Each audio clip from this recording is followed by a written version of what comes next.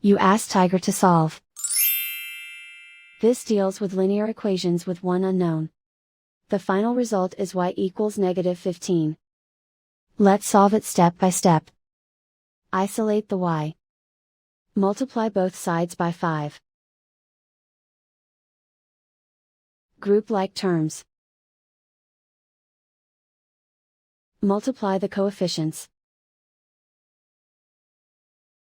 Simplify the arithmetic.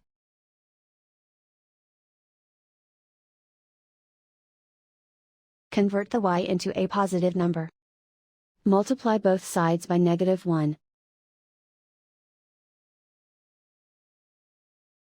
Remove the ones. Simplify the arithmetic. And so the final result is y equals -15.